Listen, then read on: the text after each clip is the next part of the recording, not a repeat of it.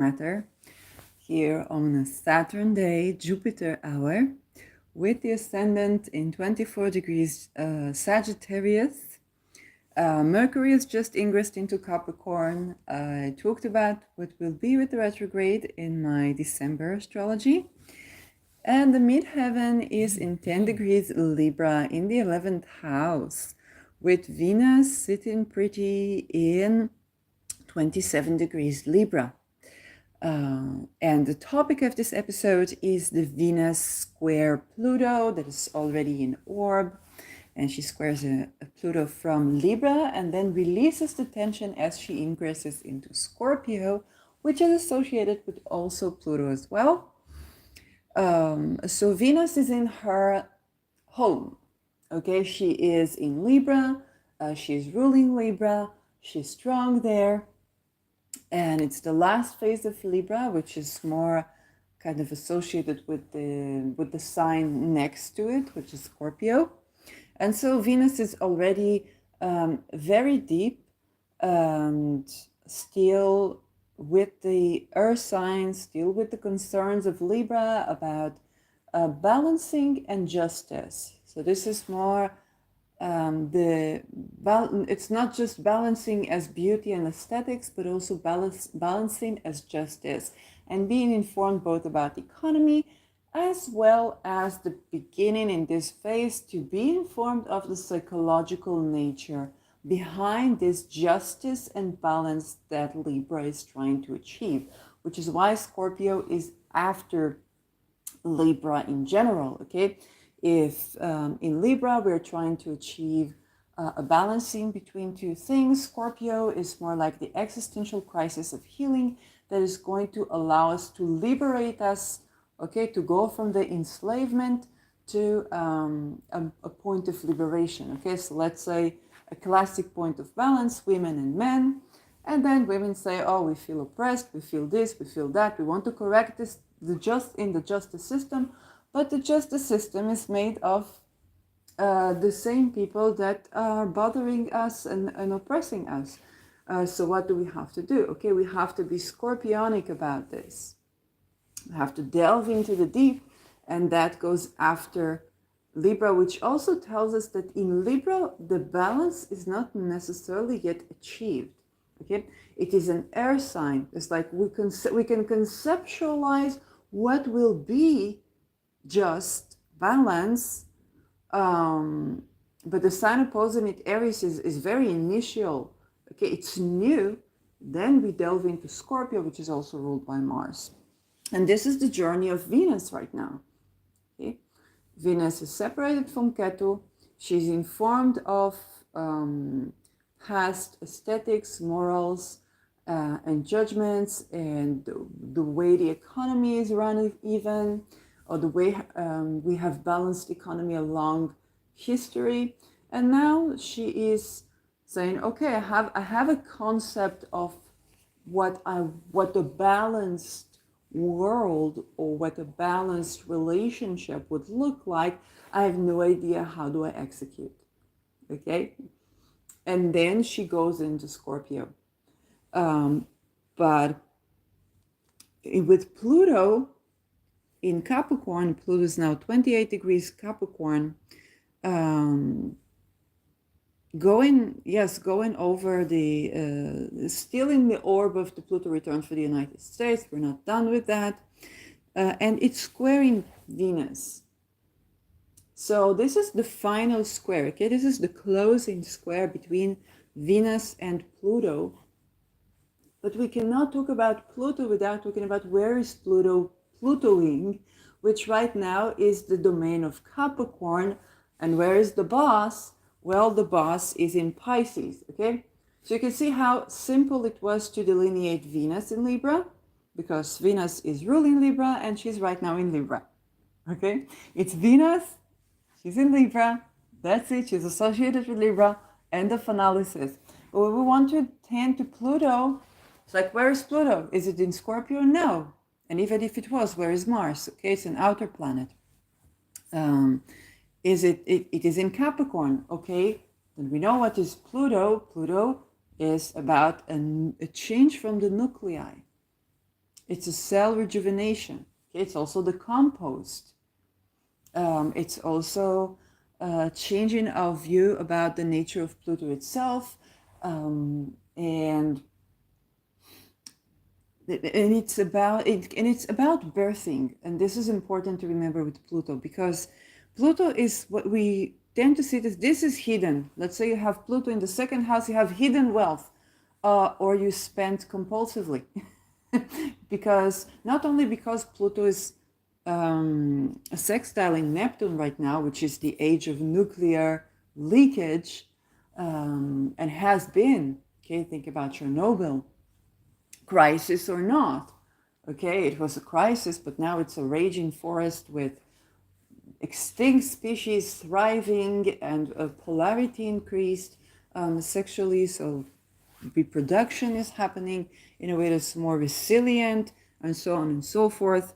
Which apparently the best way to reproduce is to have sex. And if it's willingly consensual, then our immune system is more resilient, and so on and so forth. But Pluto in the domain of Capricorn is in the domain of Saturn that rules and governs structure or hierarchical structure. Okay, Saturn itself was considered in Capricorn is Yin. Okay, it's considered feminine. However, we tend to this concept today. Okay, it's not always so relevant to all people. And so we've seen the rebirthing of whatever Saturn Capricorn rules, which is since 2008. Of course, we've seen economic crisis, but not just economic crisis, it was the subprime crisis. Okay, it had to do with long-term investments and debt. Okay, the subprime is basically what do you have an interest on? Okay, you have an interest on your savings, and you have an interest on the loans that you take. And so Saturn rules stocks, it rules those long-term investments, it rules the mortgage, which is for multiple decades. Okay, you used to take a mortgage and a decade tops be rid of it. Okay, but now it's like multiple generations to finish something. And then you have the subprime, which basically meant a lot of people had a housing bubble, and they bought a lot of houses. They needed houses, so we're not doing the shopping spree.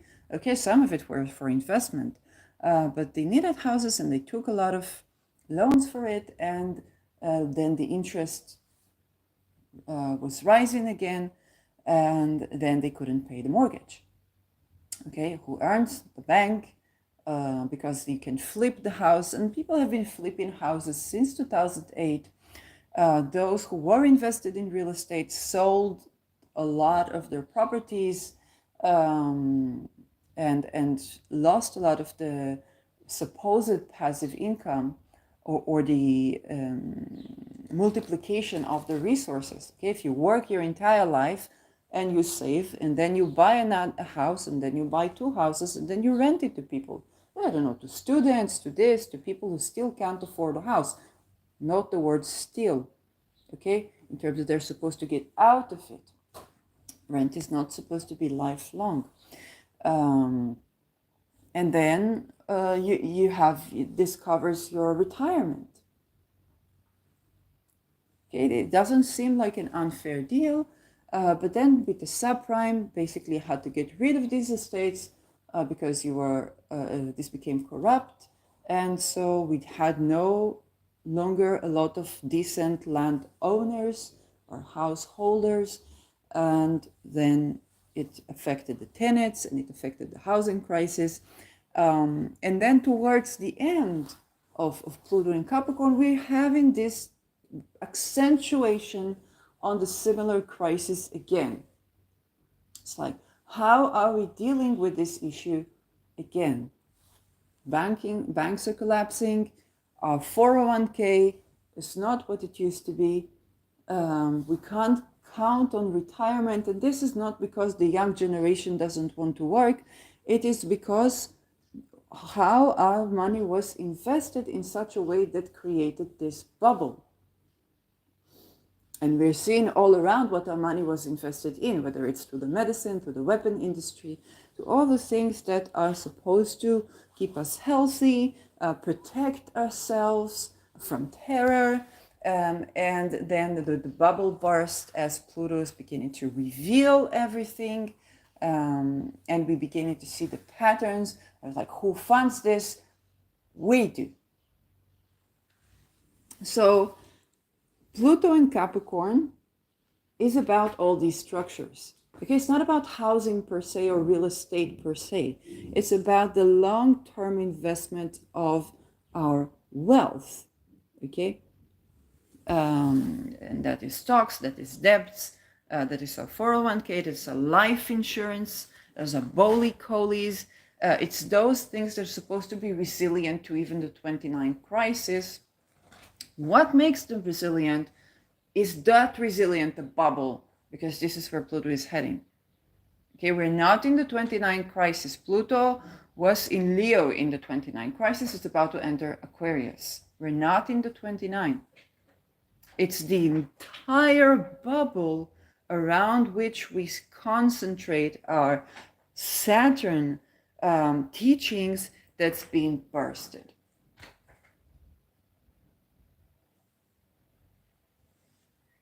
And that's what makes this transit so particular. Of course, Pluto Leo had its own issues. Now we have another question. Okay, Capricorn is ruled by Saturn. So where is the boss? And the boss right now is in Pisces, is 1 degree and 11 minute Pisces. Okay, Saturn rules structure that has concrete longevity. So it's both flexible. Okay, so a structure cannot be long term if it's not flexible. When you think about an earthquake, if you build a very tall building, which is also Saturn ruled, then you think about the possibility of how many earthquakes are going to be in the future couple of centuries, and how do we keep the structure and the foundation stable? Well, they have to be flexible. If you look at the buildings in Japan, they were built to deal with that. Then you would see the flexibility around the foundation that allows the building to sort of either levitate or and you also see the bullet trains, which basically levitate. Okay, they take advantage. I don't remember how it's called, that principle, but it basically levitate, and that's how they reach their speed. But it also makes them bulletproof or resilient to certain type of earthquake, because there is some leverage that they have where it doesn't touch them immediately. Okay, it affects them because it immediately affects the aerodynamics of it. But there is something interesting about this levitation process that facilitates air to be resilient to Earth. But now Saturn is in Pisces realm. And Pisces is not about the technology you use. Maybe you could say the technology you use for ships that are levitating. Yes, absolutely. But other than that, Pisces is where, it's the ocean, it's the great vast, it's the cosmic water of before creation, okay, before the head of the baby Aries comes in. So at this point, Saturn, the planet of structure, it finds it difficult to fend for itself, because Pisces is the cosmic water of creation, is also the cosmic water of dissolution. Okay, for those who do, if you look at, for example, the chart of like the birthing of the universe, if you would have the ascendant in Aries, then Pisces would be the 12th house from it, which is also where everything dissolves. Okay? And that is a place where the planet that governs structure find it difficult to fend for itself. Okay, the Saturn-Neptune, which is also associated with Pisces, whether you like it or not. You look at the chart of the USSR or Russia, okay? You think about those structures of government that are supposed to be all-inclusive, okay? And the ideal and the breaking of the ideal, but also the dissolution of those structures, okay? The dissolution of communism is the Saturn-Neptune.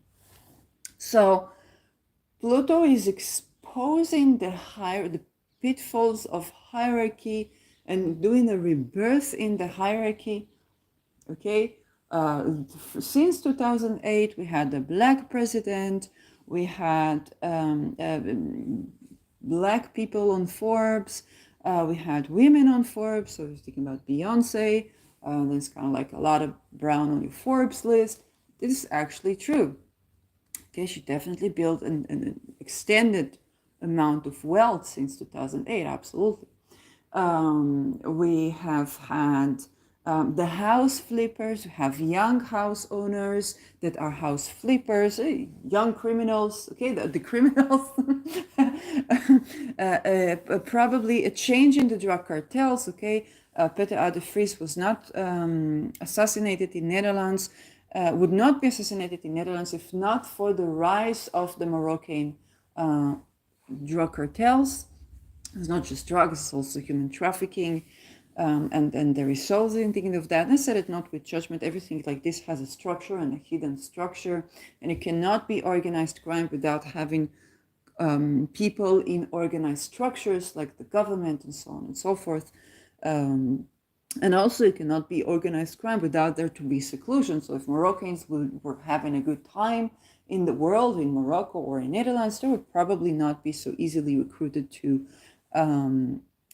other alternative venues of making a living.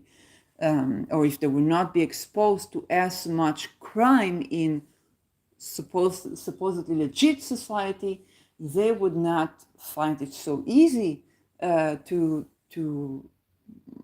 calculate the morality in this way. Okay, and so if once upon a time chasing the criminals and solving this crime was doing the right thing, now we're dealing with structures that are bigger, and so the results are bigger, and it's more difficult to tend to that, especially when it is the court system or the police, or it's those people that close in on those who try to kind of poke their nose where those people believe they don't belong in. And so Saturn Pisces is in the structure of spying, drug cartels, but also pharmaceuticals, medicine in general, but also holistic medicine, shamanism. Okay, it's basically bringing the karma on sham as much as it's bringing the karma on Pfizer. Okay, and it's not just Pfizer. We've talked about olanzapine, and so when many people are being hospitalized by force and given these things by force, people that weren't used to be targeted simply because they don't agree with what the government does, or they saw something that is not even their government but something else. And we have the case of Ido Tesaluki, which is in the more Middle East, and then the other cases for sure, and the Nova survivors that were from the October, but for sure there are things we don't know about in Gaza and Ukraine and Russia and Pakistan and Afghanistan and so on and so forth. But the fact is that Hank and Ingrid, Tom, Dick and Harry, your average Joe, all of these people that would have a stable job, save money, treat their teeth once a week, brush their teeth with a fluoride that you're supposed to brush your teeth twice a day with this fluoride quantities, filter the water in the way that the government says.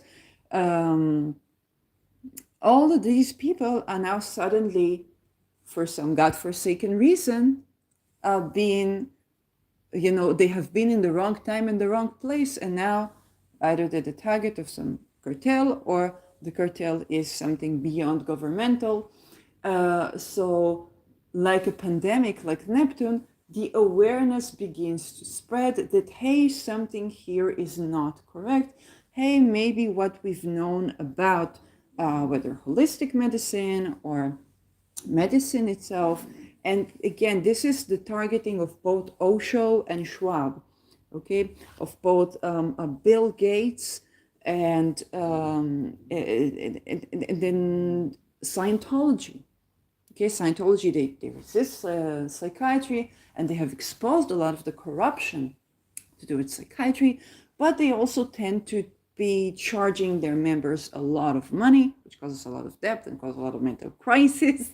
And then when those members want to leave or stop paying, okay, the church, then very peculiar things happen.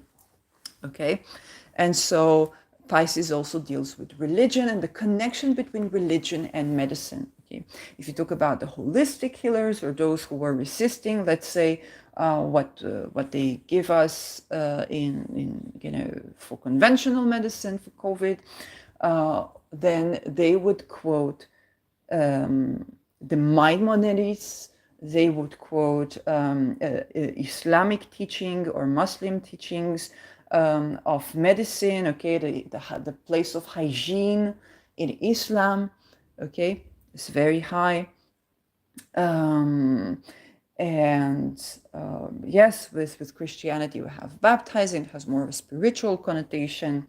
But these habits of washing your hands before a meal, washing your hands after a meal, the separation, the purity is both religious and is genuinely hygienic. Okay,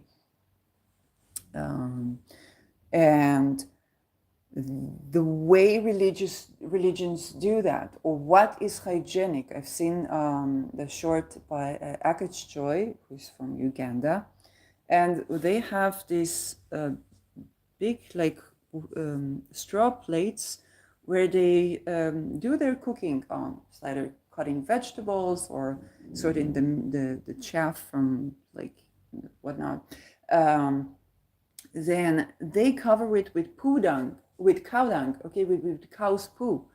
And people were like, the fuck is this? How is it sanitation, sanitation? And she had to explain it because people were like bamboozled by it. That when the cows eat what they eat in Uganda, their poo doesn't even have flies on it, and it has antiseptic qualities. So they put it, and it's lightweight, so they put it so it has antiseptic qualities, and then they do their cooking on it.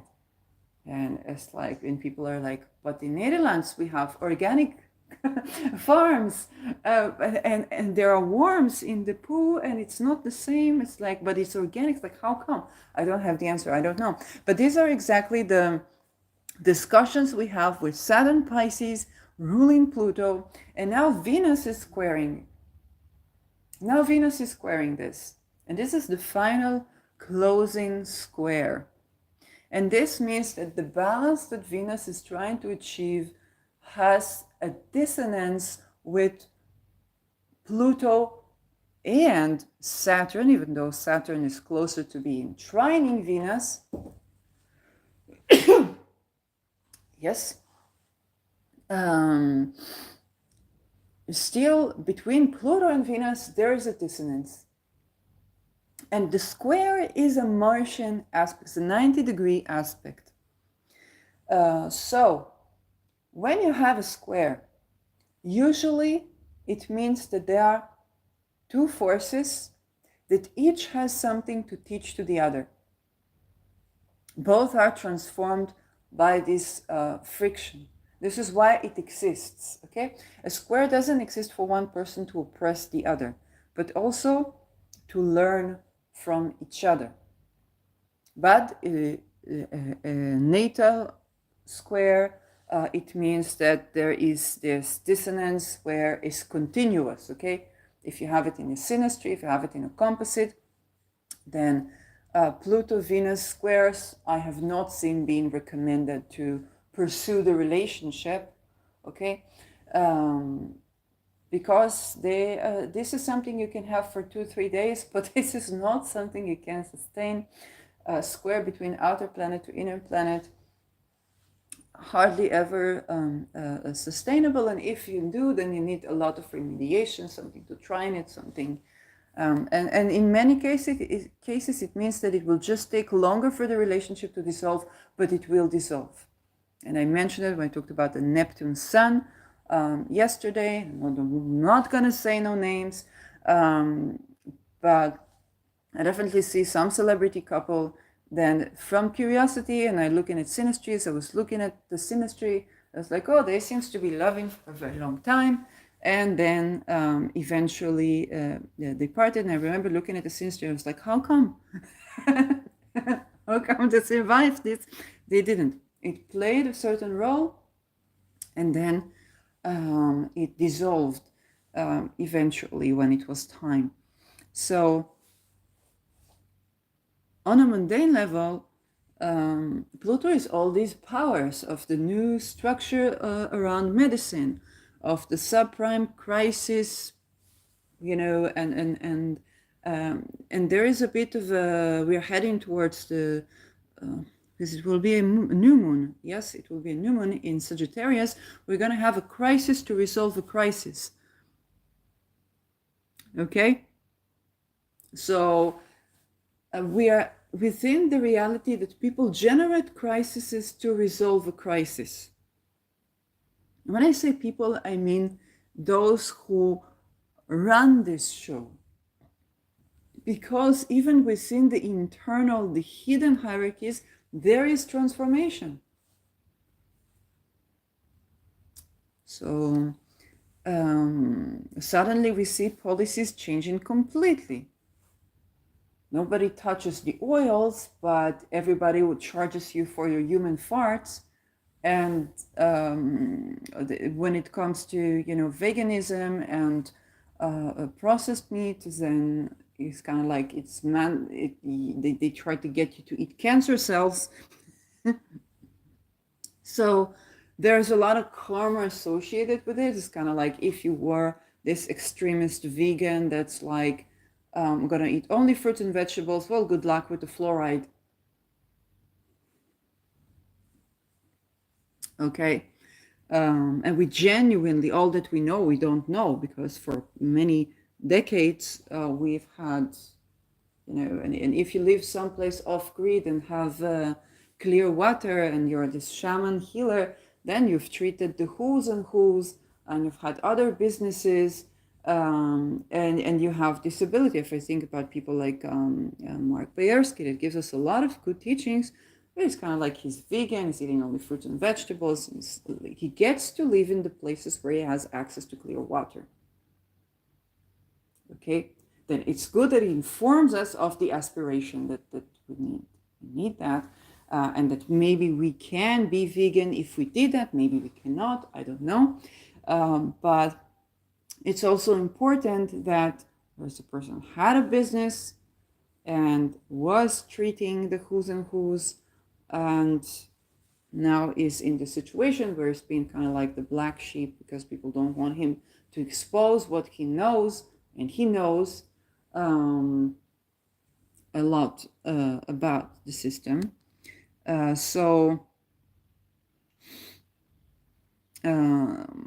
And then there is also the existential crisis between those who reach the top and those who are like, yes, you might know Rothschild and Rockefeller, but do you know the Dubai, and the Qatari people who rule over 70% of the oil? What's with the hidden wealth?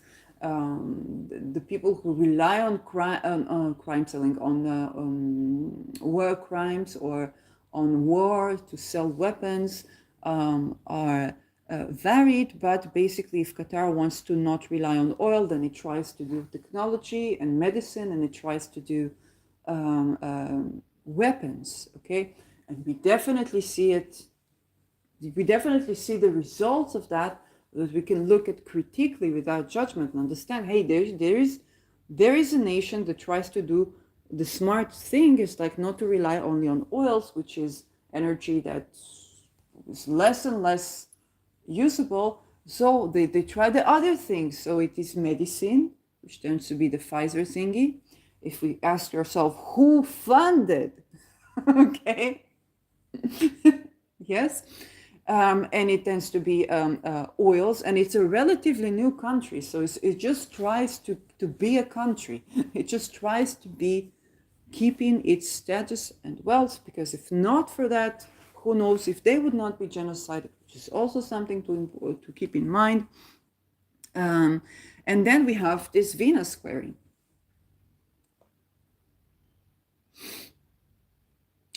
And Venus is about connections, is about the win-win, it's about standards of beauty, it's about equity, or trying to balance the wealth in the world. And Venus has something to say to Pluto. It's kind of like, how do you expect, for example, how do you expect to have clear air when you are silencing scientists? Because scientists is related to Aquarius. Yes? If you're silencing the scientists that say, okay, this is what poisoning of virus is exist, but what they tell you is medicine is not working according to how science works. It's just not scientific. And then they tell you it's not scientific about things that have nothing to do with that. We actually do look into herbs. We do look into a more holistic or integrative types of medicine, or even waves and frequency. Of course, this is scientific. Of course, the sound waves and the waves that you don't know that exist, of course, they affect your nervous system. It's more the air-like quality, so you don't immediately see like an injury. But yes, people were eating certain, how come a medicine against fungi improve upon Alzheimer, which is a research that we've seen, okay? Because certain fungi, they take over the nervous system. And so antifungal is tended also to Alzheimer's. I studied a small 2 courses in aromatherapy in a holistic level, and I know this, okay? People study 7 years things that I don't know even, and they're not exposed to this information. Okay, so when you silence the scientist, of course you're not going to have clear air. Simply so, and I was good friends with someone who was in these conferences, and we literally had an own satire show that we did between us about the cleanliness of the air and the academia, and it's kind of like it's dirty here. Because you really cannot bring a research that says there is air pollution, okay, to be accepted scientifically. And of course, with Venus in Libra, she's going to tell you silence, okay? What is Venus? It's the voice. You silence the voice of the scientist, the air is polluted.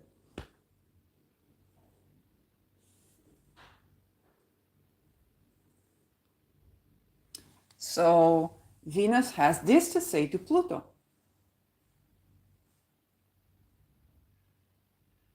You silence the voice of the scientist, you don't know how to invest your money.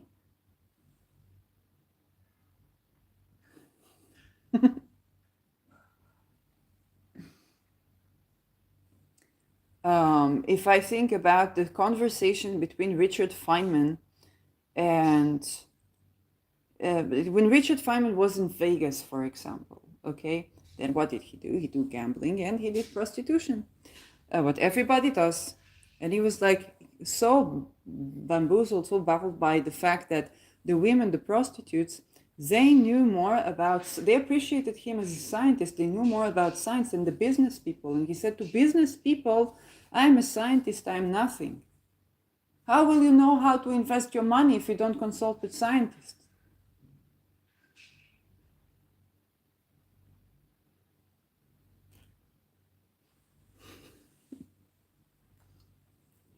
Me, they're trying to take responsibility on economy. So what do I learn? I learn science. How is gold created? How is metal created? They say gold is safe. Okay, let's look at the history. What makes it safe? What makes it not so safe? Okay, I liked crystals. Okay, how crystals are made.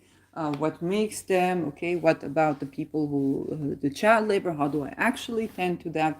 Because those things, if I want longevity to wealth and to take responsibility of my fiscal situation, then I need to understand history, politics, science, and all these things, yes?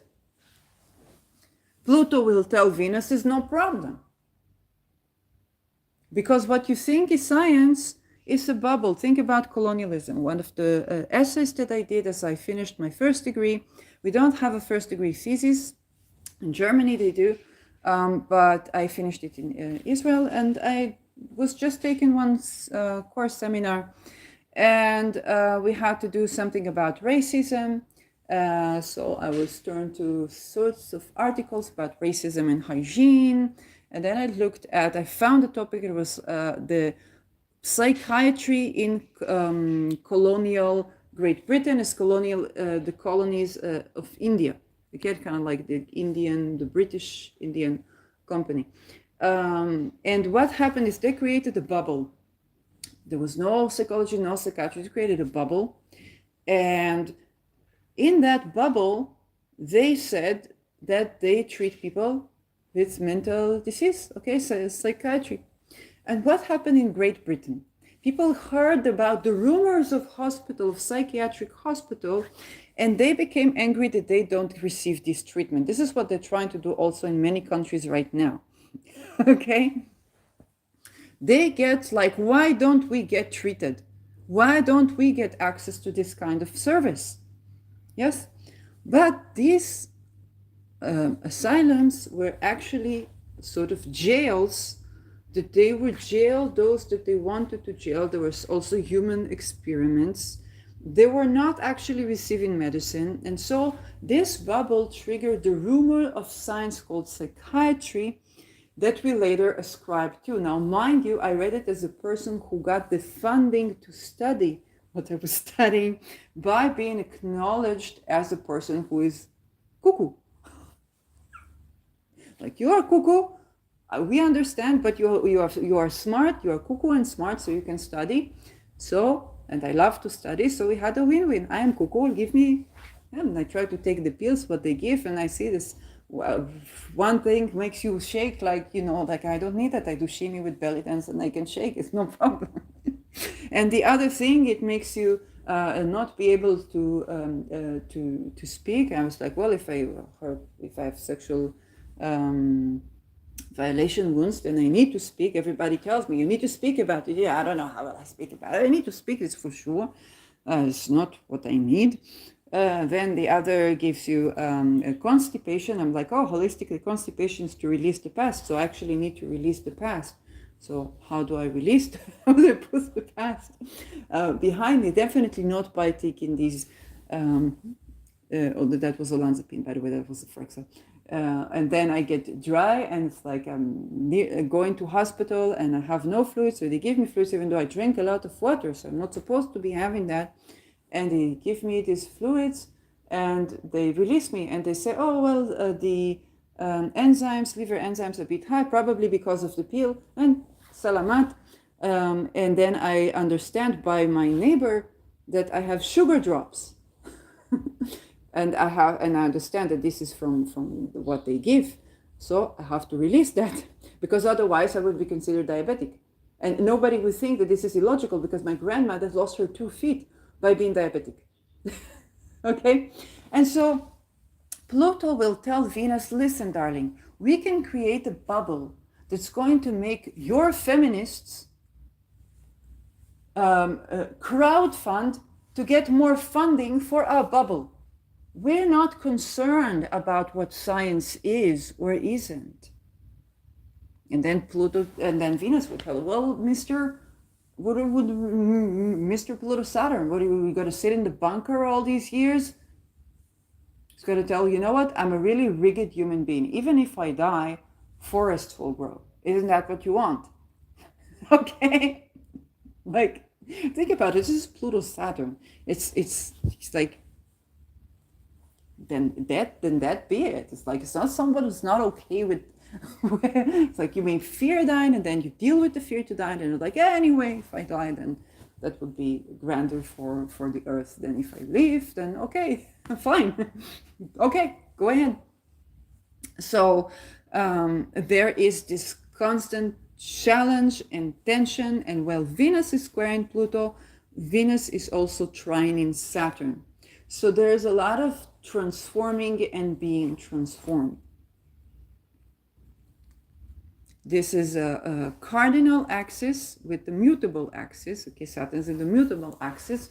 So there's a lot of change. When Pluto gets to Aquarius, it gets to an air sign, but it gets to a fixed sign as well.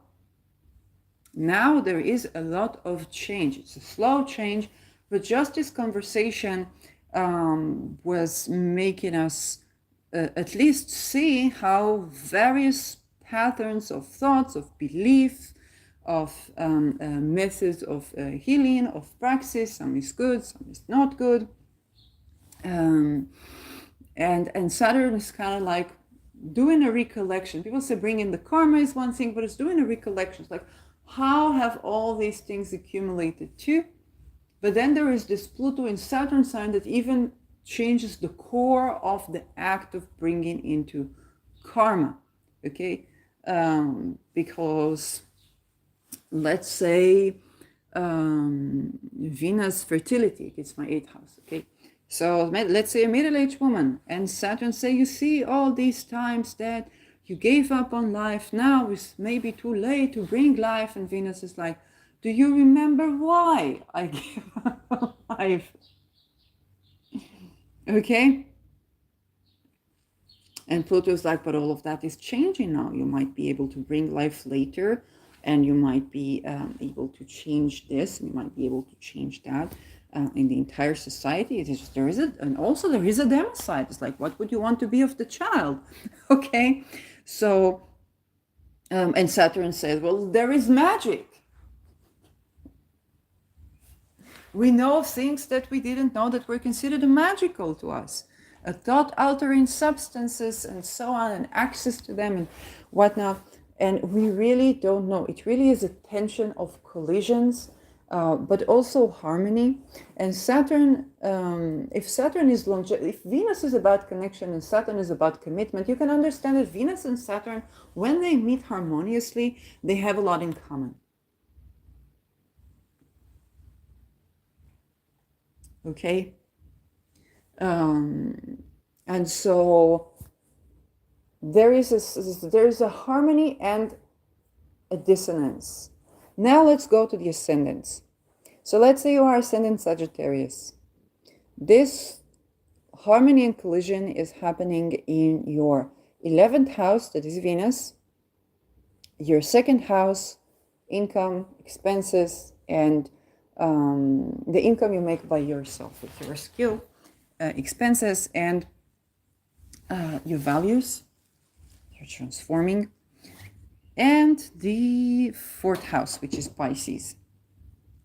Okay, so you connect your dreams and goals and public affairs, which is the more, not the intimate public affairs, but more like going to a conference or giving a lecture, and your income and your home. So the harmony is between the 11th and the 4th. And the dissonance is in the 2nd. So your dreams and goals align with your home, or a social affair, a conference aligned with your home. It can be something as simple as, I told my mother that I'm going to go to this conference, and she says, oh, this is a good idea. We're going to speak about important things, but neither me nor my mother have the money to buy the ticket. Okay, it's like we agree, but I can't afford it. I don't have the money. Yes. Now, ascendant Capricorn. So for you, this is happening in the first house, the 10th house, and the third house. The harmony is between the 10th and the 3rd. Okay, your public affairs, your image, you as a boss, your boss aligns with your siblings, your daily routines. There are things that you are okay with, you're whole with yourself, with how you're being seen, or whether you're letting go of how people see you, and that affects how you run your life, okay, your daily routines, or how you connect or disconnect with your siblings.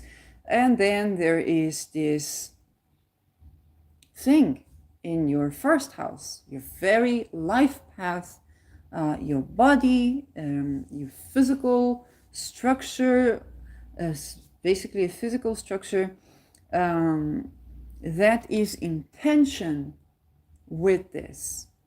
It can be something as simple as, let's say you're very slim. Okay, let's say you're very slim. And you're like, hey, I don't do body shaming, I accept myself, and this is my routines, this is what I eat, this is what I do.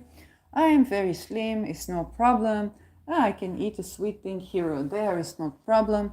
But then there is an actual problem with your bones. Your bones don't get enough of the nutrients that they need to be receiving.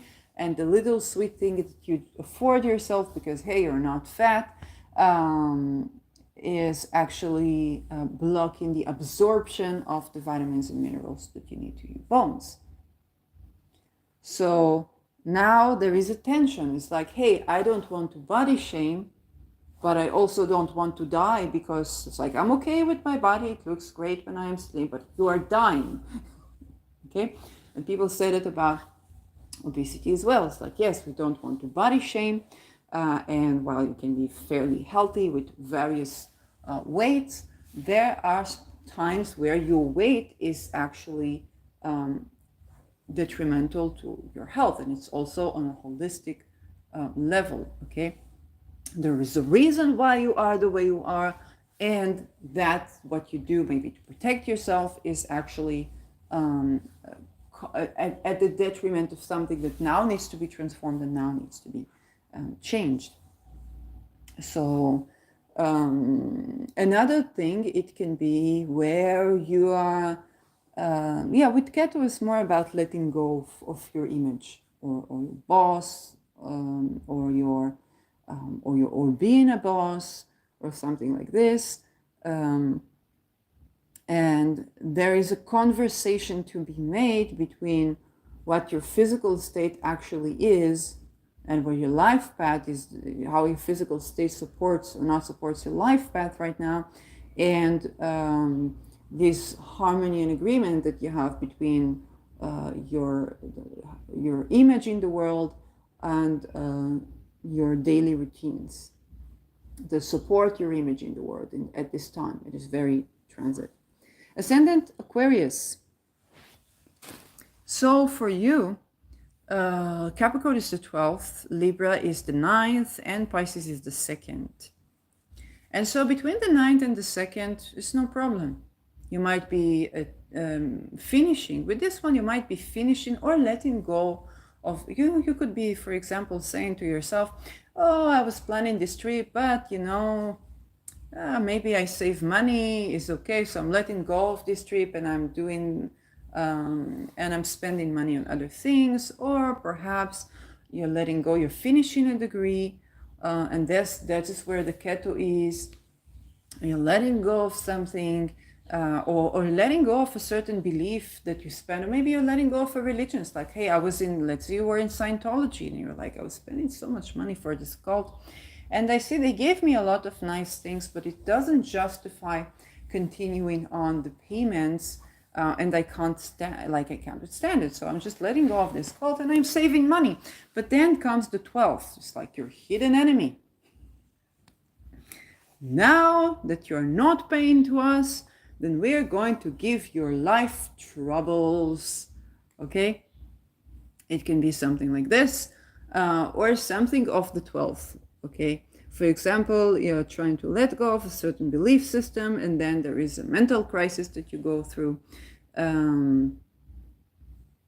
Or yes, in some cases, you might be going perhaps against the flow or against the grain of some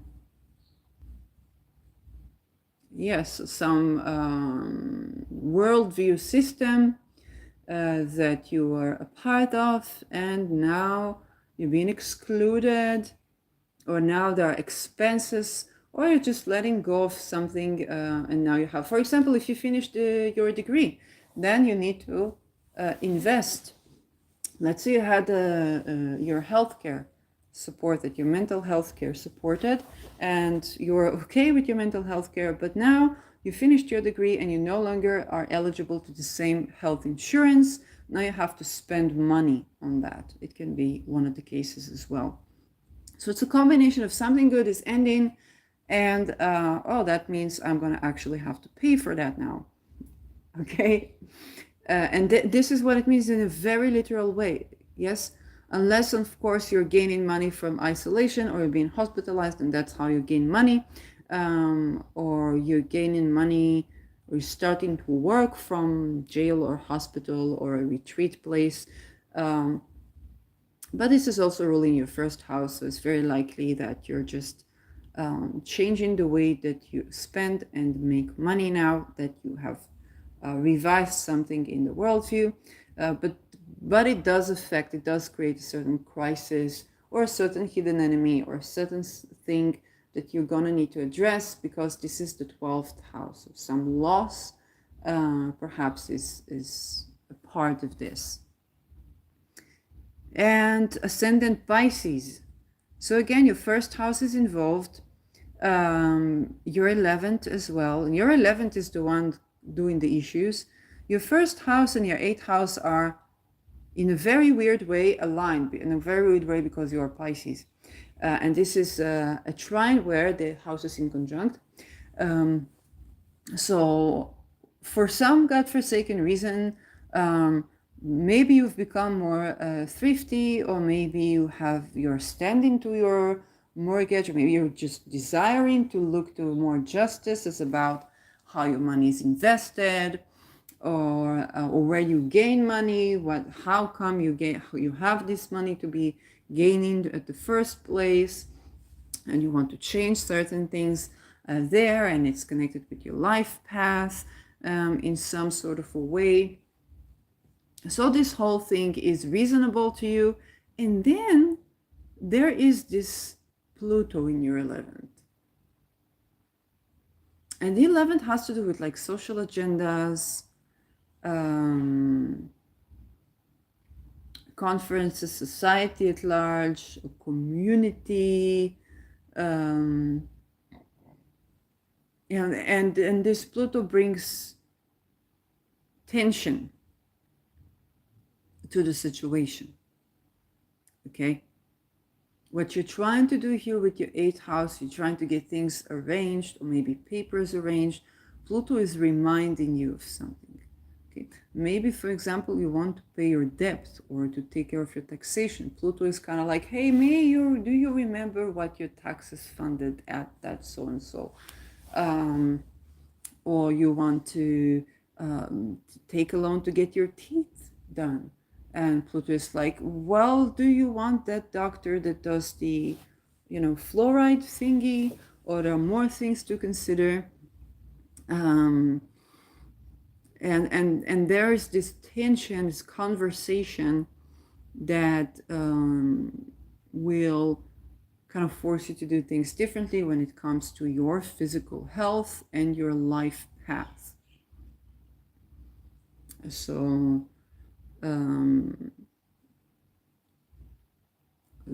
what bothers you to just do the Venus Saturn, okay, to just spend that money on your body, or your bone health, or your teeth health, or your hair health, or your feet, or something like that, is this Pluto coming up.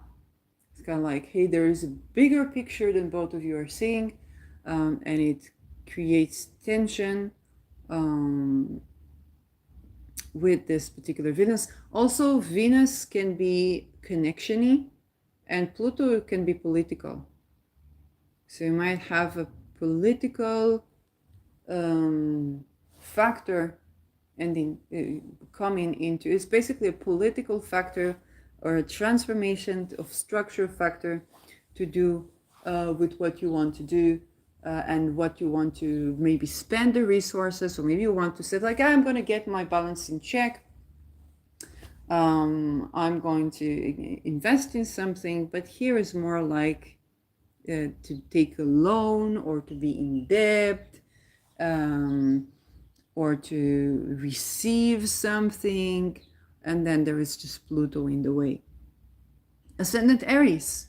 This is happening in your 7th house, your 10th house, and your 12th house. With the 10th house being the provocator. Okay?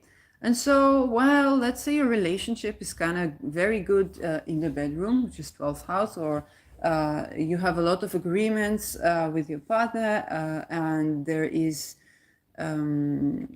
just something that's working there. Maybe you want to commit or take another stance. Oh, but this relationship is causing scandals in your 10th house. It's kind of like you and your partner agree. The bedroom is fine, but something comes up from the 10th, which is either one of your parents, okay, that's kind of like cock blocking somebody, or is coming from it's coming from you as a parent. Yes, or maybe something is so maybe everything is so fine in the bedroom that somebody conceived, and you, yes, also here the ruler of your 40 here in the 5th and the moon.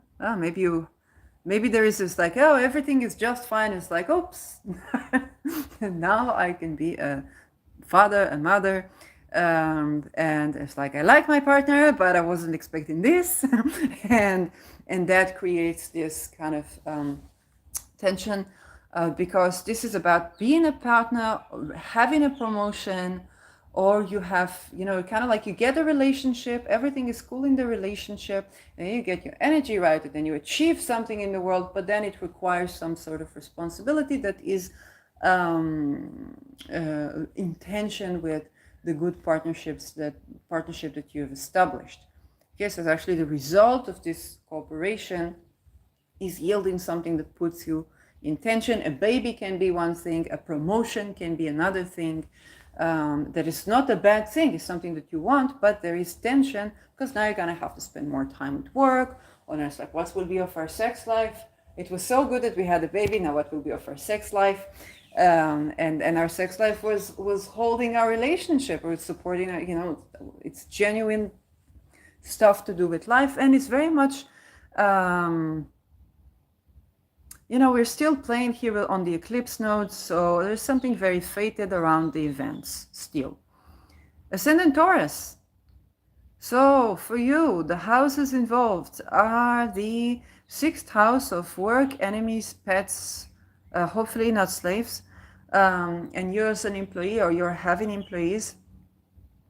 The 9th house of Capricorn and the 11th house of Pisces. And now your 6th house and your 11th house are okay. You might be working, or you might be, one of the people who are doing, who work with their pet, or your pet is kind of a public figure, or you have like a podcast or something creative that you do, that you're known for, or that you're working on now with this Saturn. And your 6th house is also a house of physical health, is supporting this. So for a change, you're doing something good when it comes to your health routines, or tackling enemies, or pets, or something like that. But then there is this 9th house. So 9th house It can mean, for example, you want to travel with your pet and there's a lot of bureaucracy to that. All the while, the opportunity to travel is opened. Okay, Saturn in the 11th. Like maybe you're invited for a conference, and it's like think about Broody the doodle. Okay, invited for a conference with his dog. Everything is okay, but now there is a problem because the place where he is invited to, the planes to travel there, they don't allow for him to buy a ticket to Brood. Okay, or there's paperwork to do. Or let's say you're invited with your pet to England. Yes, so somebody invited you with your pet to England, but you can't take your pet to England by law, or it's an island like Sweden. Also, there was this problem. You can't take your pets there. So that is something that can be significant, or there's some sort of bureaucracy. Otherwise, let's say you are having a public reconciliation with your colleagues that you were in enmity with, okay? And this is not a problem, but there was some sort of litigation there, and there's a problem to cancel this litigation. Okay, so there is some sort of tension or debt that is difficult to cancel, or something like this, or the cancellation of a debt that affects this. And this is coming from your ninth house. The ninth house is if it's not traveling abroad or the bureaucracy around traveling abroad. And here's traveling for a conference, traveling for kind of like a gathering. Or you're travel influencer. It can be something to do with your studies. Okay. Let's say you have a certain job that you do, and you have reconciled with your colleagues, and you head into like a conference thingy, but now you've taken on studies and you need to pay for this, you need to attend this, and there's just something that's like, hey, that's a new thing that's causing conflict now. It's like, I have no problem with you, but you're constantly here because you've taken on studies, which I obviously wish for you to have, but I have to work the extra shifts. It can be very much this topic, and the company doesn't have money to take another employee. So it creates some sort of a tension. Okay, you are fulfilling a dream, while your colleagues are like, oh, damn. Or your pet is like, you really need me to travel, then I have to take, a seat with you, and it's not possible, and so on and so forth. Ascendant Gemini. So, Libra is your fourth house. Yes, no. Yes. Libra is your fifth house. Sorry. Libra is your fifth house. Capricorn here is your eighth house.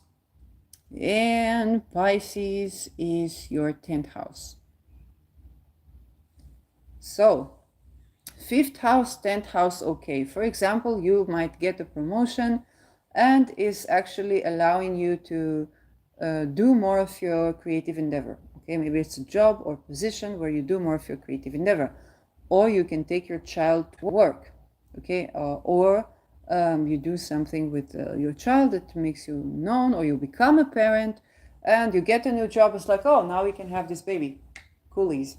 But then comes this Capricorn from your 8th house, and it's like, you've been served.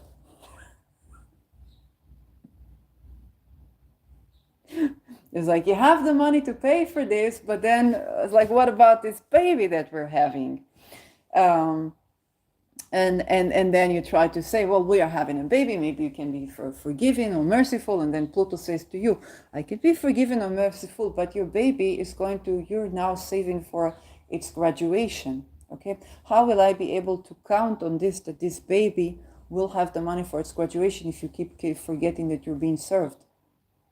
Because around its graduation you might be served again. Okay, so now how do we resolve this tension? Is it that you're supposed to have this crisis right now so that you will remember this, don't do it again, and then you say, yes, but what do my taxes fund? Maybe that's interfering holistically with my forgetfulness. Okay, so there's a conversation where Pluto is transformed and that Venus in the 5th house is transformed. If that's a romantic partner, then it can be kind of like, it's kind of like, I don't know, something that's some romance contributes to you, and then it's like coming from the 8th house. Or maybe you have a certain type of partnership where it's like, this is the partnership, and then coming from the 8th house, it's like, yes, but what about inheritance? What about the division of money? Will you include her in your will? Now she's going to be very offended, not even because of the money, but because like you're just seeing me as a person who could die when you die. And how do finances play into that? And Venus is finances. Okay, Venus is as a love language with Venus. However, Aries is also including wealth. Okay, the type of the wealth is different. So you might have a picture that you own here. Oh, there is just some sort of a is here with the Capricorn, could be traditional investments, and you're like, hey, I have this new partner, and we I don't know, and I get this promotion, or I'm a father to this, or suddenly I'm a father or mother to this romantic partner, and it's all cool. And then comes the 8th house. But what about the what about your will? What about how will you transfer the wealth? What about your debt? So maybe so maybe that partner is in debt. It's like, okay, what about those concrete things? And of course, this Venus is going to have a lot to say to that Pluto. Okay. One of the conversations that you could be having here is this kind of like your accountant says, well, you forget about this gold digger. She sees you today, she sees you tomorrow, and then this gold digger says to you, well, darling, if I try to work in a job, then I get harassed here, I get harassed there, I get harassed here. Somebody has to pay for us having a good orgasm in bed. It would have been me. But whenever I try to go to work, I'm getting harassed. And what is the problem? It costs me more my medicine, and I cannot be sexually free. Okay? And there's going to be this conversation, if that is the case. And even if with children, there's a conversation about wealth, and it is Venus. Okay? So there's something Venus is doing here that's standing to this Pluto, but also being transformed and informed. Ascendant Cancer. So you're also having your 7th house is the problem maker, because you're having this with your 4th house and with your 9th house. So your 4th house is kind of like your household agrees with you about the worldview, but then your partner. So it can be, for example, one of your parents or both your parents agreeing with your worldview. Or maybe you want to take a vacation, or they're like, and your parents say, you should have been working so hard. And your partner's like, I can't take a vacation from work. And I have been working as hard. What are we going to do about that? Okay. And then there is, this conversation. So it can be vacation or traveling. And even though your partner, the ruler of your partnership, is in the 9th house with you, it's just some sort of collision with, it can be one of these situations where, for the holiday spirit, you meet the family and there is always kind of like the mother-in-law or sister-in-law or somebody, because the ruler of your 7th house is in your 9th house, and your 9th house is in agreement with that Venus. Okay? So it's like your partner is in agreement with that Venus, but there's some sort of either a political issue that affects your partnership, or an intergenerational issue that affects your partnership. And this issue, this Pluto, what it's doing is at odds with the very thing that your partner agrees with. So your partner has a kind of like, I agree with your worldview, and I don't know, I like your mother or I like your sister. But there is also this issue of power. Here I have to tend to my own power in this situationship. And 4th house, it can be, of course, your estate, your housing, But it's a very interesting thing, because it's like your partner is with you on this, but they're also not. Okay, they're also, it's like, I'm with you on this, but I just need to have equal power to you. Or it can be like commitment issue. For example, if you are dating someone and it's a relationship, it's like, I like your parents. It's like, you've shown me to your parents, I like your parents. You've shown me to your sisters, I like your sisters. So why can't you marry me? Because I don't have my own wealth, my darling, and I cannot support myself yet. Okay, it's like, I'm with you in terms of, I don't know, having a home, what the home should look like, what the design should look like, how often we should travel. I'm so with you on this, but I have to have my own power, my own wealth. I have to be to commit to you from a situation where I'm equal to you, and not where I lean on your family, where I lean on this. And they have all been respectful of me because I've been working to gain my own position in life and my own self, doing things myself, and kind of like, and it can be wealth in terms of money and resources, or in terms of status, or spiritual kind of like independence, or it's just something about this Pluto that's kind of like, we agree about everything, but it's a certain level of commitment that we don't yet have because of a power issue. Okay, and so this will have to be given its time, because this Pluto here is taking the time from the 7th to the 12th, and you've been having relational, like you could have been having commitments, or it's about taking it to the next level, and you're definitely slow and steady, or some other issue. Granted, this is not like divorce or anything, and it doesn't seem like divorce. You do have Uranus in your 5th house, so maybe it's about commitment style, or like, I don't know. But you have to ask yourself, if you are Cancer ascendant, and this Pluto is opposing you, has been opposing you for a while, you have to ask yourself, for another, you can't say 300 years, but for another 28 years, for another 30 years, some of these issues are going to arise in different circumstances. The choices that I'm making right now are going to affect not only on that, but also on 7 generations ahead. Okay, and there maybe is something that's like, it's difficult for me right now, but it's just genuinely something that I don't see, and I have to kind of like understand that this is an important crisis, although not easy to have. And so, yeah, for Leo ascendant. Capricorn is your 6th house, Pisces is your 8th, and Libra is your 3rd. So you could, for example, be getting a lot of support from your siblings. Siblings help you to close your mortgage, or you have a business that closes your mortgage, or you have a business and now its business has been asserted, and you can, or somebody vouches for you. But then there is this 8th house thing, kind of like, oh, your accountant is not in with this. And you're going to have to listen to what this Pluto person has to say. Because Pluto sees things in centuries, while Venus sees things in the next 2 years or so. So 8th house, there can be, with this, it's not like a partnership, it's more,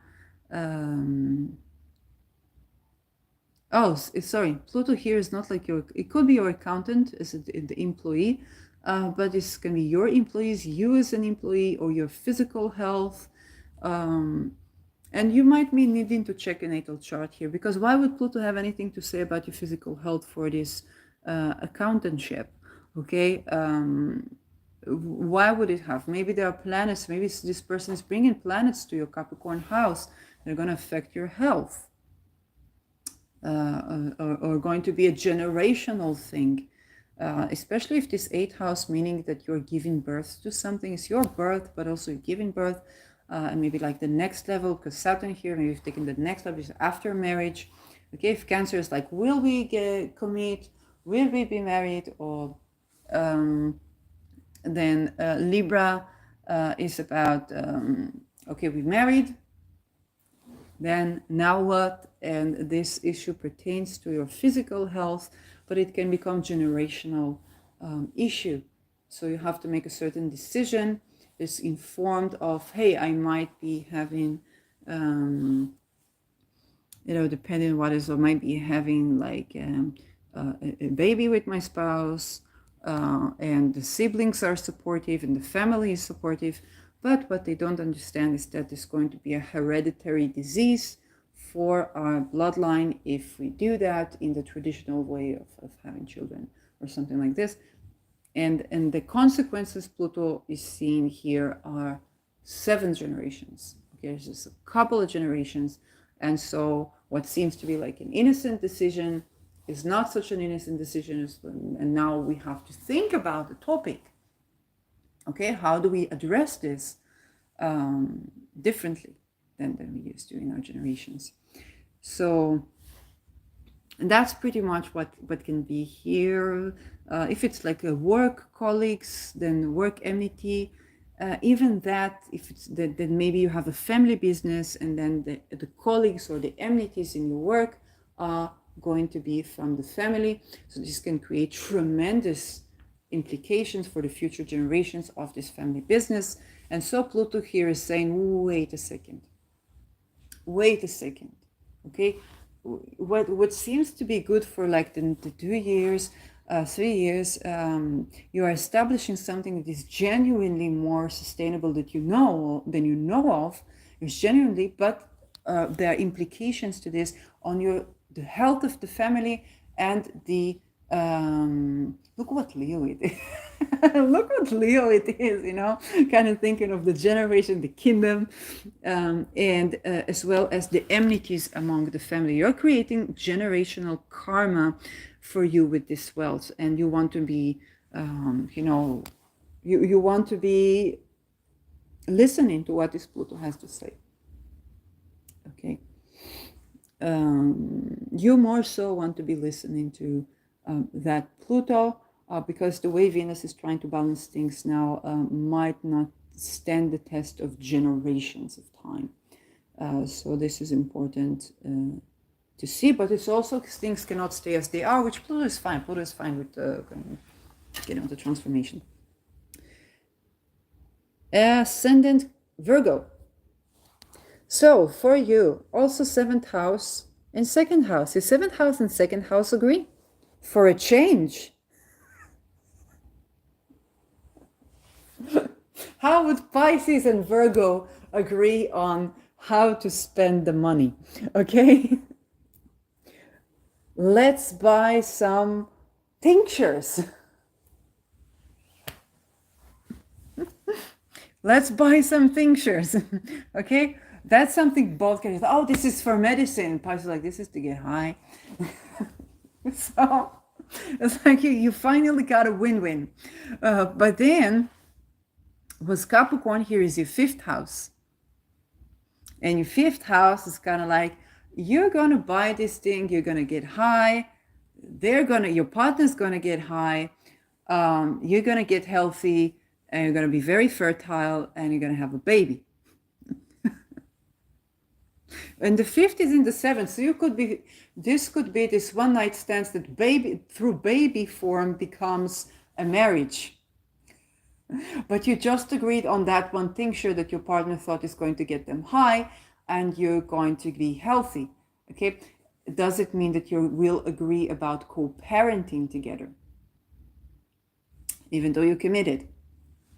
With here you commit. Saturn in the 7th, you commit. Even if you haven't married, you committed. Like either you're separating or you committed. But here with the ruler of the 5th in the 7th, for a Virgo to find someone that they both sensually drawn to and see themselves as a partner, this is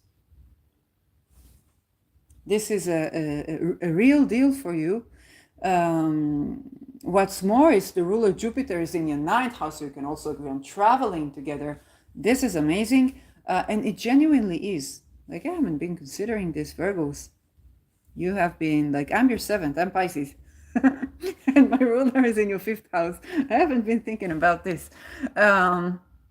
But you really must make sure that your fiscal agreements, because this is, you're funding this, Virgo. You're funding this. Okay? It's your money. It's your 2nd house. For Pisces, it's the 8th.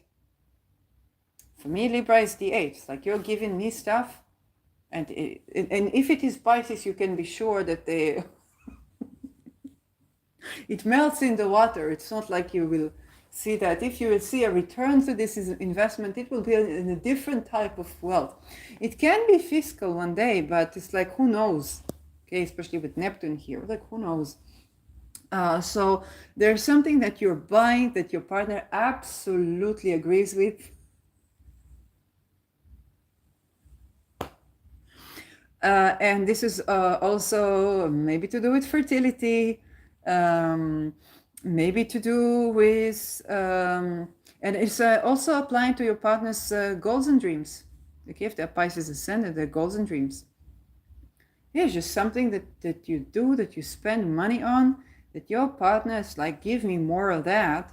But from your side, if you are the person, if you have a womb there, you might get impregnant, okay? Because this is more, the Virgo gets pregnant here than I think the Pisces. Yes, for Pisces it's Cancer. Nothing much going on in Cancer area. But definitely, or maybe Virgo, conceiving, yes, it can be a 8th house Libra. So this is a very fertile partnership here. Speaking as the Pisces ascendant, like I didn't see that.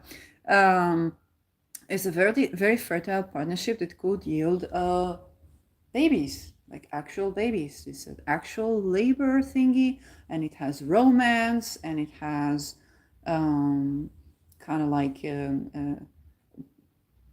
but it also has 8th house thingies. So it's something actually very blessed. But then it's kind of like you agreed on one thing, and then it can be like this baby comes in that takes the resources, and Pisces can't get high anymore. So you really need to understand what is this Pluto doing for you. Okay, it can also be that you just thought it's going to be an affair, but this affair turns more than an affair. Whether through conception or through the holistic level of conception, like this is actually fruitful, and there is something that your romantic partner, who is now your partner, is going through, that is at odds with this, with basically your income. I can say, I can try to give a concrete case of who I am. As I'm Pisces ascendant and my Jupiter is in Capricorn. There's a lot of things I tend to, on a worldly level, on an agenda level, on an activist level, that make it more difficult for me, let's say, to physically become a parent at this time. There is, or when it comes to work, even though I have Rao in my 2nd house, my income, I have Chiron there, and so I have a wound around being able to make money by myself. And all the while, the world is changing. The income that I've been reliant on, I'm looking into and I'm exploring, trying to say, okay, what funded my supposed welfare? I thought it was taxpayers' money, but it was actually my money, and how was it compounded by investment in things that probably is not good to invest. So I'm like, I really don't know what will be of me. And so a partner that comes into that basically has to let go of the resources, which is the opposite of is why I'm single, actually, okay? That's why I'm single, because I was like, I'm trying to build my own wealth so I can have an equal partnership. I have a wound around building my own wealth. And when I'm welfare dependent, they have to acknowledge me as cuckoo, which is not something that I think is correct anymore. either something in the mental health has to tremendously change and be respectful of the people, or something in the way that I define myself, but I see something in the mental health, and then it leads me to a gender process that's going to affect 7 generations ahead. So this is what a study case of a Pisces placement and a Pisces ascendant even is dealing with. And so that if you are a man and Venus is your spouse, and I'm a person who wants to have this equal, relationship financially, and I have a wound about around making. This is a big problem here that is actually real. So this is something that you're dealing with. If this is a romantic partner, if this is if you already have a partner, this is your child, then you might want to reconsider how you do the healthcare holistically for the child. What you think, or what psychiatrists or even shamanistic people tell you might not be the truth, and the child has to go through certain transformation. You need to go through certain transformation if this is the case for you, and you're just kind of like or the child becomes kind of like a partner here. There's some sort of a child be having a more equal position with you, and there are less things that you can say, and the pros and cons to this, and the child also has to learn something. So it's something very much along this line. Whether it's your actual partner, it's kind of like, oh, I thought I'm just gonna have a good time with this person, and oh, we have more than that. Okay, whether it's like somebody got pregnant or other, and or it can be your child kind of growing into a position that is equal position to you, and they have to learn how to be an equal partner, and you have to learn how to allow your child to be an adult. Both cases you are funding more than you, basically more than in a world where everything is okay. It's both more than in a world when everything is okay, we're both not as concerned about your having to fund this, and in a world that everything is okay, you might not have to fund this, but the world is not okay, and it's a 300-year cycle of not okayness that's being addressed here. So yes, ascendant Libra. So your first house, then we have your 4th house, and your 6th house. So for you are maybe taking care of your health here, but then something happens with your 4th house. So it can be a family of upbringing. Or you're doing, let's say you're doing belly dancing, okay, and you come from an Orthodox family. You're doing belly dancing. Is good for your kidneys. It's good for your menstruation cycle. It's good for your lungs, your breathing, and it's also a spiritual practice of sacred dancing. And you're doing this, and you're giving time to this, and you're purging a lot for you, or you may be dancing even to your partner, and this is healthy for you, and you enjoy that. But you come from a family that is quite Orthodox, and they have something to say to you about this. Okay, so and in this situation, both of you have to learn. Okay, both of you have to learn. So it can be sort of a sensual liberation thingy that is actually good for your health. Okay, here I predicted less to be enemies, or maybe you have reconciliation with enemies, but what would your home be, unless it's like a family business that you kind of like, in the worst cases, so some from your homes, there was some enmity that they wanted you to have, and you're not having it, but you see the ruler of your 4th house is in your 6th house. I predict this more to be like maybe you're living in a certain family that believes dogs are not good, and you're taking a dog and you're walking the dog and it's good for your health, and your, I don't know, father or mother says, no, no, no, a dog, but this is dirty, this is no, this is this is that. It's like, when you're growing a pig and you're like in an Orthodox Jewish family, it's like, well, we cannot eat pigs, but nobody said we can't grow them as a pet. And your father's like, no, but they are dirty, they're in the zoo. It's like, they're not dirty, look, I'm keeping them clean, everything is fine. And even if they were, it's good for the immune system. So you're going to have this conversation where both of you learn something. I don't consider this to be terribly horrifying, except for the fact that Pluto is squaring Venus, and Venus is your first house. So it might be particularly triggered. Hopefully it's not about like financial violence that you're experiencing, because here, listen, the ruler of this fourth is trining this Venus, okay? So even if this person is doing something that could be kind of like even financially violent, they also have another part in them, kind of like a higher self, that's also contributing to you. So you must understand, what is this Pluto doing? Why is this doing this? And how is this 300 years benefic that we are having this conversation now that is very tense? Ascendant Scorpio, last but not least. So Libra is your 12th house, and Pisces is your 5th house. Another lovely combination, okay? The bedroom and your romance, the bedroom and children. But it can also be hidden, and like in the worst cases, could be hidden enemy in your romantic partner. And what is here? It is in your third house is Capricorn.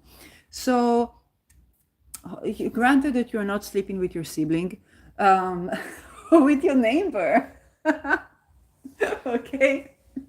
If you are doing kind of like revenge cheating or something like this, then you'll have to listen to what his neighbor has to say, okay? But yeah, it can be one of those juicy things. Third house, a neighbor. If you are like in hospital, hopefully you're not in jail or anything, the doctor could be your neighbor. But yes, no, this 5th house thingy is some sort of a neighbor or a sibling. Yes, unless you have like the 7th house ruler there, is also like a child to you, or your neighbor is taking care of the children. Okay, please, with this transit, please, no sleepovers, okay? I'm not going to delineate it further. In this particular transit, until Venus is well off the closing square, please, no sleepovers. If you have children, no sleepovers. Please, no. Even if you're usually okay, no sleepovers. But other than that, granted that this Saturn here is someone close to you or a sibling, you might be having a creative project together. Like the only case I see is like I don't know if you're an only fangirl and your brother or sister help you to film, which is still, or help you with something like it around this, or to open the account or something, because this is a very strange combination. Okay, it's the 12th house, the 5th house, which is joy, hobbies, but kind of like your hobbies are not supposed to touch your bedroom with your siblings, or it can be in cases that are completely innocent, where you live in a certain family, or you were evacuated or something like this, and it's kind of like you are living in a bedroom. So like you are with your sibling in a bedroom, and you are having whatever creative play you have is occurring in the physical space that is a bedroom, okay? Because there is no space in the house. Yes. And so in this case, if one of the siblings has to like say something also about the structure of the house, because Saturn rules also your 4th house here, then you must lend an ear, because right now you see how much time it took me to get to this delineation. Because most things, it's kind of like your 12th house is bedroom, is hospital, is jail, is hidden enemies. Your 5th house, so 5th house, 12th house, like hopefully your partner, hopefully not sleeping with the enemy, is more like, okay, you're having good time in the bedroom with the romantic partner, okay? If this is your child, you're like, wait, no. And the sibling involved, yes, so how come you're with your child and sibling in the bedroom? Okay, if you are in a war zone and the safety room is the bedroom, which is in many cases, I know it is like this in Israel, but for many families it can be like this. It's just like, this is your safety room, and everybody gets you, your neighbor, and your children get in your bedroom, and you spend a week because there are bombings.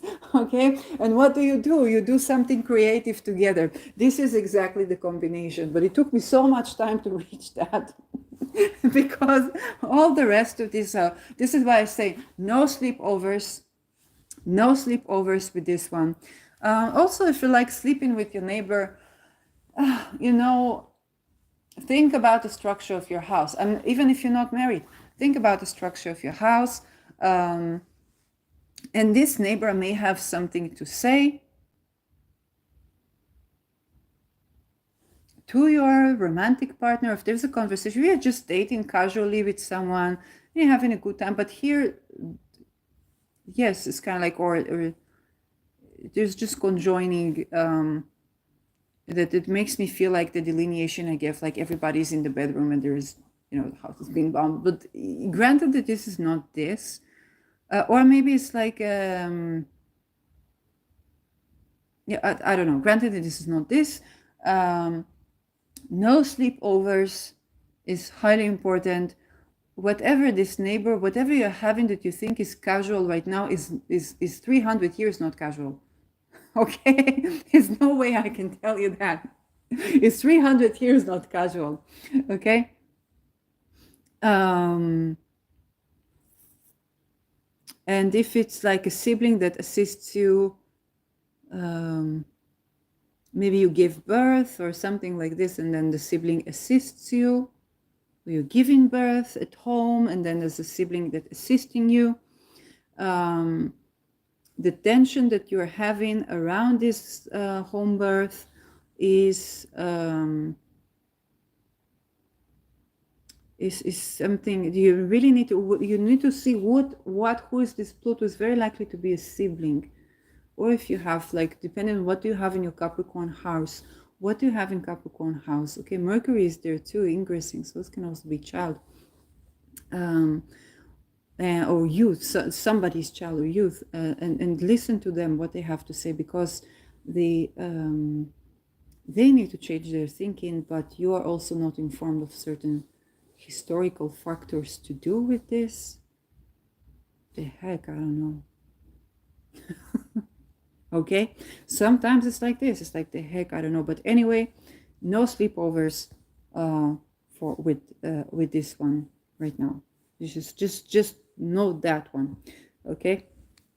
But all in all, it can be something also quite joyous and benefic, like a home birth, and then there are some tensions. They kind of affect you or your spouse or the process or just your health in this way. And while if it's right now you're giving birth, then it might not be like the best thing to give birth on a Venus Pluto square, but it's also something that plays a role for the generations to come. And it again, like, I want to say I would need to see a chart, but I kind of feel like it's not even there yet. Like, I'm not a mother, so yeah, that's it. That's the transit. It's the closing square. It's the closing tension. Okay. So you might want to take a look at the opening tension. And with this, what we do, my hobby is to say that's it, and then give another hour. So another thing we can do is to look for aspects and transits. And we look for, Pluto and square Venus. Oh, no, but I want previously. Aspects are changing. This may be like this. Oh, so Pluto, Venus, squaring Pluto. And we're going to pick the years 2020 and going to give us more of the sort. So when did we have the square? We are now in 2023. So December 3rd, the exact square is perfecting. And on March 16, 2023, we had the opening square with Venus in Aries. So you want to go, this is a general thing. You know what? I will do a part 2. I will do a part 2 because it needs a part 2.